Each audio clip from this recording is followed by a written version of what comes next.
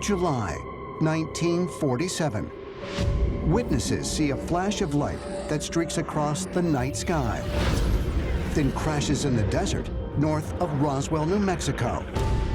Rancher Mac Brazel hears the impact and investigates the next morning. The field of debris was like nothing ever seen before. And the rancher reported finding what looked like initially foil-like material.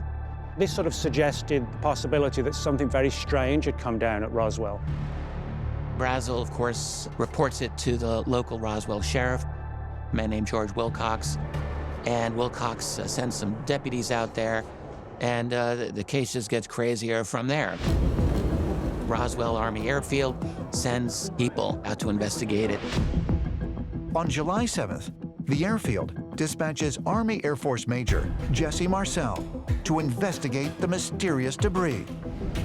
My grandfather, Major Jesse Marcel, back in July of 1947, was the head of intelligence for the 509th Bombing Group and was really the lead investigator into what has become known as the Roswell incident.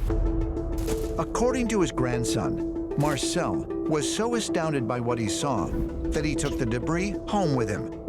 He went and woke up his son, my father, who was about 12 years old at the time, and his wife, Vio, and said, "You guys got to come take a look at this." He couldn't make heads or tails or any sense out of what he was looking at.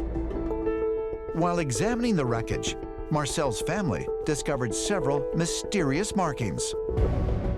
My father picked up what was a beam, about 11, 12 inches long, and all of a sudden these symbols appeared. And he really came to the idea that whatever this was, it was not made by human hands. The next morning, the front page headline of the Roswell Daily Record reads, "Roswell Army Airfield captures flying saucer."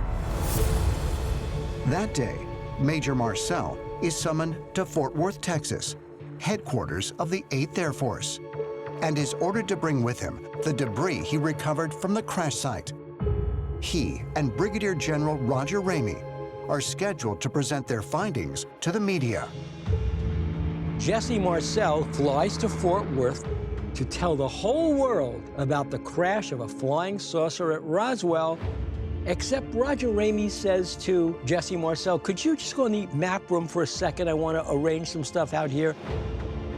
According to Marcel, Roger Ramey removed all the material recovered from the Roswell crash site and gave Marcel something else to present to the reporters. They make Jesse Marcel, a radar-trained intelligence officer, stand in front of a weather balloon and admit that he was confused.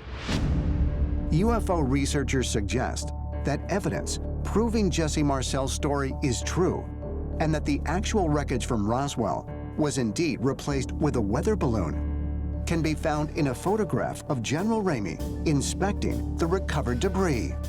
General Ramey had a document in his hands, the so-called Ramey Memo. Modern forensic document analysis and photographic enhancement has enabled some researchers to zoom in on this and to clarify at least some portions of the text. What it tells us is astounding.